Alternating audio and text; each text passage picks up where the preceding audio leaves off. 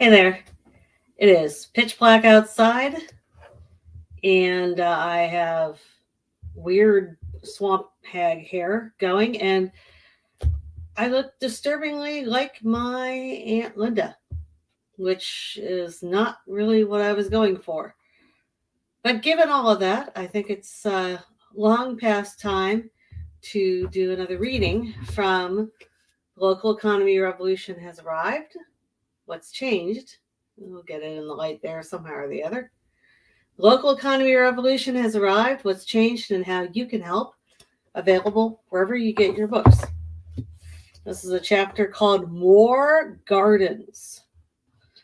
When you grow a garden, you don't build the plants out of rocks and plastic. You create the environment where those tiny thread like little seedlings have the best chance you can give them of growing into strong and resilient plants. Some plants grow faster than others, some are inherently hardier. You can't do it for them. Your job is to give them the best chance you can give them to help them grow. Just like gardeners work at giving their plants the best odds to survive, we who care about our communities have to build an environment where our small businesses, particularly, have the best chance to grow. That was me a couple of chapters before this one. So fine, enough. Enough with the damn garden. You can't build seedlings out of rocks and plastic. We got it. What the hell are we supposed to do? There's lots of experts on small business, and there's thousands of variants of the how to run your small business books that are geared to everyone, from landscape contractors to nanotech innovators. You don't have to become the expert on everything you never wanted to know about a small business and didn't know you should ask. Your biggest potential impact is probably your ability to help small businesses lash up, tie up, connect to the whole range of resources that your community has to offer. And since you're already in the gardening business, we might as well torture that metaphor a little bit further. First, you can help potential entrepreneurs select the right seeds. Small business owners sometimes jump in with a stunning lack of market knowledge. Entrepreneurs tend to start businesses where they have a sense of opportunity or oh, gee, it would be cool if we could do that sort of model. A lot of times that works out just fine. Often they can find opportunities that never show up on the site selector reports that big companies use. But those entrepreneurs also face a very large risk of making wrong moves or wrong choices. And the biggest risk of wrong choices that is that they cut into a small business's limited potential.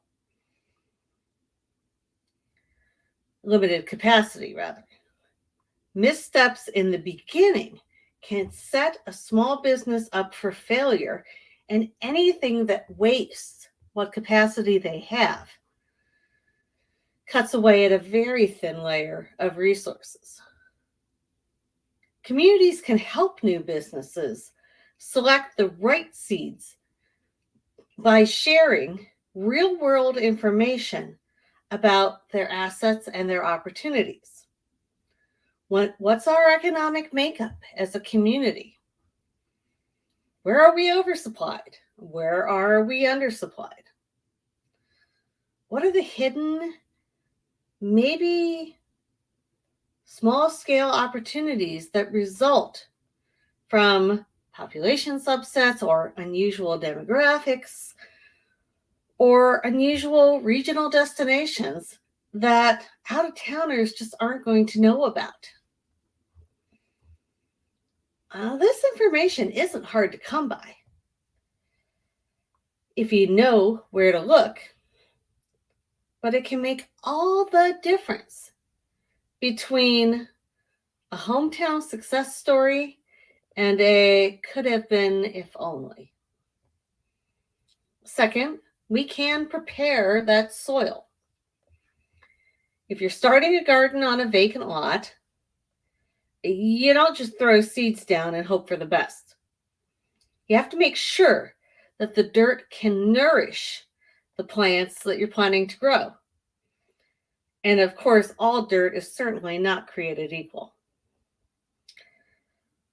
What you need to add or do depends on what you're planning to grow. Do you need peat moss, compost, mulch, fertilizer, lime? One seed needs one, and one seed needs another. Some business types benefit from opportunities to build strong local networks, while others need international connections. Sometimes they need help with inventory management or human relations issues, or finding funding to grow into their potential. None of those requires a degree in rocket science. But again, remember their limited capacity. If I am an overwhelmed small business owner, chances are I will stumble along by the seat of my pants until the crisis that has been building up takes front and center. And by then, it might be too late. If we want to build our small business ecosystems, one of the easiest and simplest things we can do is to make that assistance easily available. Chances are someone somewhere is providing the help that your local business needs. Your businesses just aren't aware of where to find that. Putting that within reach really isn't very hard, but it takes consistent effort and it takes lots of repetition. Just like when you're fertilizing a garden, one time usually isn't enough. Third, we can monitor that ecosystem's development. Biologists don't look at an ecosystem once. They identify key measurable indicators and they check those indicators regularly. What's the water pH? How many songbirds did we count this year? Are we above or below average for rainfall? How else are you going to understand where things are going or what changes need to happen in order to nudge the system into a better direction? We do a particularly lousy job of monitoring our small business ecosystems. We tend to assume that everything's fine based on a few overly simplistic indicators, like the number of new businesses or the number of new jobs, without digging deeper into the data to understand whether those factors are actually signs of growth or decline. An increase in the number of birds might look like a good sign to a biologist, but if most of those birds are invasive species who compete with the natives, that numerical increase might not be a good thing. Similarly, adding jobs that pay minimum wage or require only minimal skills could be less something to crow about than something to take as a warning signal. So none of those three tasks are hard, and none of them require skills or information that we don't already have or that we can borrow from other professions.